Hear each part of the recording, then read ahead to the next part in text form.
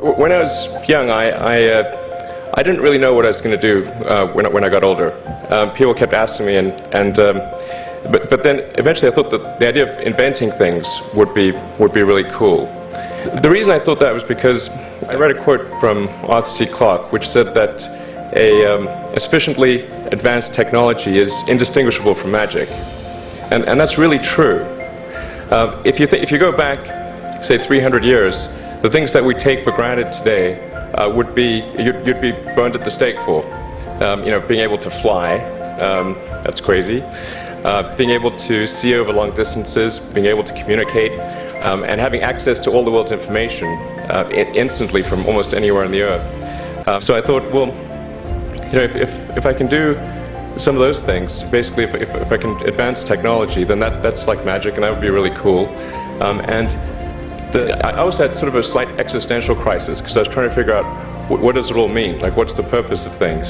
I came to the conclusion that if we can advance the knowledge of the world, if we can do things that expand the scope and scale of consciousness, then we're better able to ask the right questions and become more enlightened, and that's really the only way forward.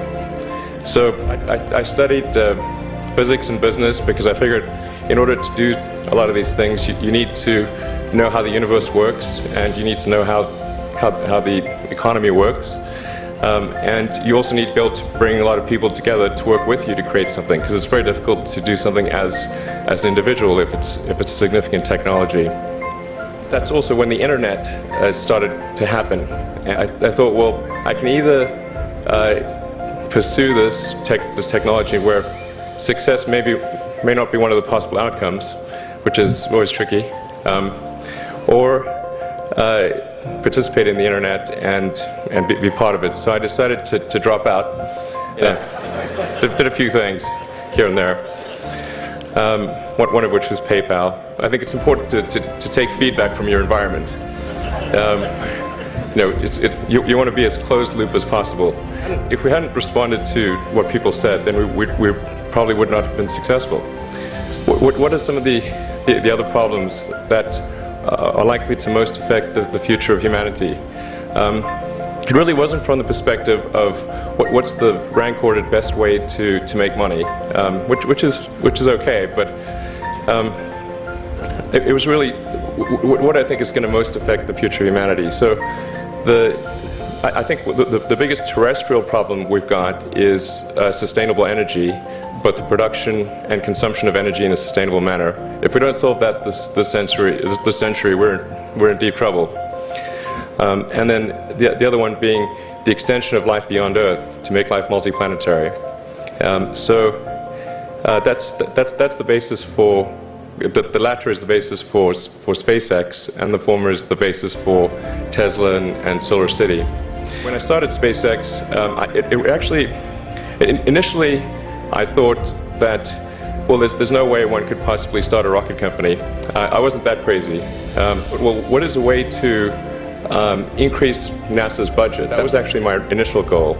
If we can do a low-cost mission to Mars, something called Mars Oasis, which would hydrate them upon landing, and then you'd have this great sort of money shot of green plants on a red background, and this would be the first life on Mars, the furthest that life's ever traveled, as far as we know.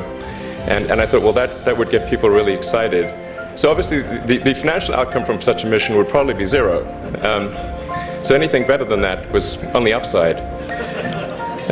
Going to the Russian rocket forces and saying, I'd like to buy 2 of your biggest rockets, but you can keep the nuke. This was against the advice of pretty much everyone I talked to. One friend made me sit down and watch a bunch of videos of rockets blowing up. Let me tell you, he wasn't far wrong. It was tough going there in the beginning because I'd never built anything physical. I mean, I'd built like little model rockets as a kid and that kind of thing, but I'd never had a company that built anything physical. So I had to kind of figure out how to do all these things and bring together the right team of people. And we did all that and then failed 3 times. It was tough going. The overarching point I want to make is that you guys are the magicians of the 21st century. Don't let anything hold you back.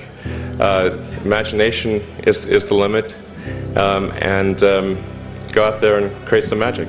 Thank you.